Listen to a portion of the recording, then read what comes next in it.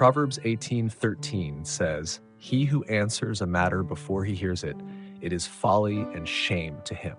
Have you ever found yourself jumping in with a response before someone has even finished what they were saying? Sometimes we're so eager to connect, to help, or to solve a problem that we speak too quickly, and in doing so, we can miss the bigger picture of what's really being shared. For example, imagine someone is opening up about a tough situation they're facing. Before they can even finish, you jump in with advice or a story about a similar experience you've had. It might come from a good place, but without hearing the whole story, you might miss the real issue or the opportunity to respond in a way that truly helps.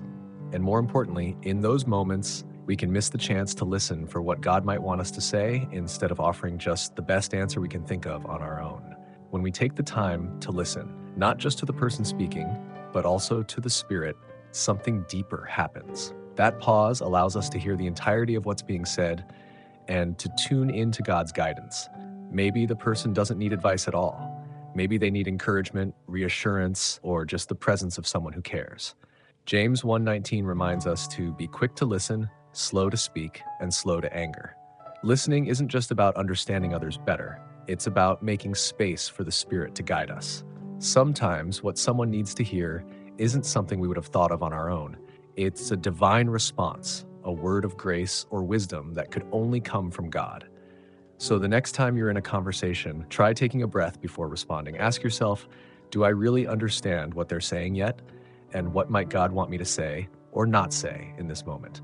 That simple pause can change everything, turning a rushed response into a moment of connection, understanding, and even ministry. This principle doesn't just apply to conversations we're having directly, it also applies to what we hear about others. How often do we rush to form opinions based on gossip, hearsay, or incomplete information? Maybe someone tells us something negative about another person, and instead of seeking the truth or reserving judgment, we jump to conclusions. Proverbs 18:8 warns us about this too, saying that the words of a gossip are like choice morsels, tempting but dangerous. When we answer or act on half-heard stories, we not only risk spreading misinformation, but also harm relationships and reputations. Listening fully means not just hearing someone out in a conversation, but also being discerning about what we allow to influence our thoughts and actions. Before we respond to what we've heard, it's worth asking, is this true? Is this helpful? Is this something I need to act on at all? And more importantly, what would God have me do in this situation? So the next time you're in a conversation, take a moment to pause before responding. This is where the practice of active listening comes in. Active listening isn't just hearing words. It's intentionally focusing on the speaker, seeking to understand their message, and showing them that you're fully present. From a biblical perspective, active listening can include a few key practices. 1. Be present. Proverbs 4:25 says, "Let your eyes look straight ahead, fix your gaze directly before you." When someone is speaking, eliminate distractions and give them your full attention. This means putting down your phone, maintaining eye contact, and being mindful of their words. 2. Be patient. Ecclesiastes 3:7 reminds us there is a time to keep silence and a time to speak. Resist the urge to interrupt, even if you think you already know what they're going to say. Silence can be a gift that allows the other person to process their thoughts and feel truly heard. 3. Ask questions. Proverbs 25 tells us the purposes of a person's heart are deep waters, but one who has insight draws them out. Ask clarifying questions to ensure you understand.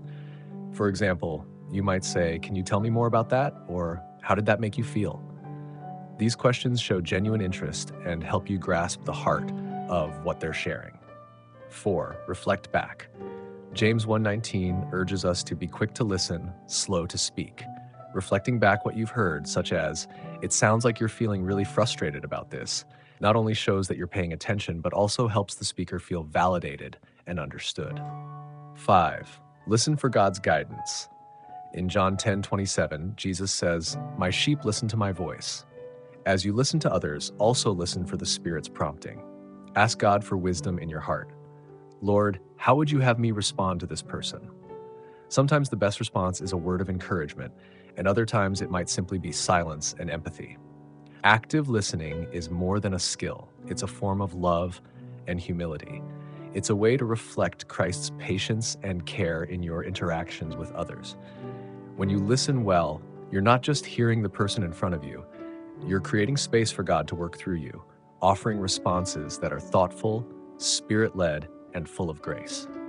And in regards to gossip and hearsay, Proverbs has plenty of wisdom to offer. Proverbs 16:28 says, "A perverse person stirs up conflict, and a gossip separates close friends." Gossip, by its nature, thrives on half-truths, assumptions, and the temptation to speak without full understanding.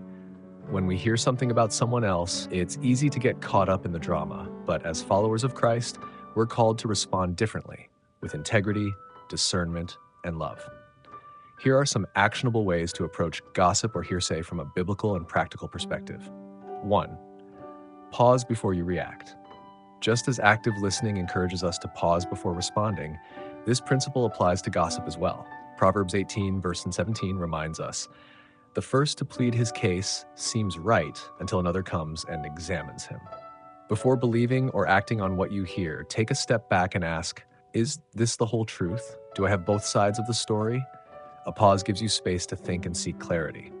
2. Ask yourself, is this helpful or harmful? Ephesians 4:29 says, "Do not let any unwholesome talk come out of your mouths, but only what is helpful for building others up."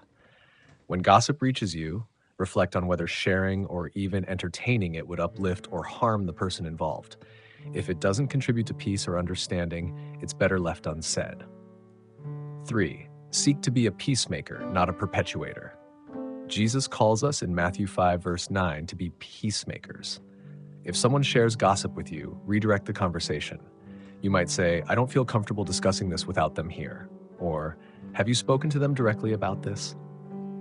These responses can shut down gossip while encouraging resolution and accountability. 4. Guard your words. Proverbs 21:23 advises, "Whoever guards his mouth and tongue keeps his soul from troubles." If you feel tempted to repeat something you've heard, stop and think about the potential impact. Ask yourself, would I say this if the person were standing right here? This simple filter can prevent unnecessary conflict or damage to someone's reputation. 5. Pray for discernment. When in doubt, take it to God. James 1 verse 5 says, "If any of you lacks wisdom, you should ask God, who gives generously to all without finding fault." Pray for wisdom to know how to handle what you've heard. Sometimes the best response isn't action at all, it's intercession. Pray for the person being spoken about, the person sharing the gossip, and for God to guide you in how to respond. 6. Focus on integrity over popularity. Standing against gossip isn't always easy. It might make you seem out of place or even unapproachable in certain circles. But Proverbs 11:3 tells us, "The integrity of the upright guides them, but the unfaithful are destroyed by their duplicity." By choosing integrity, you align yourself with God's truth and reflect His character, even when it's hard. In the same way, active listening reflects love and patience in a conversation. Refusing to engage in gossip reflects a commitment to peace and truth.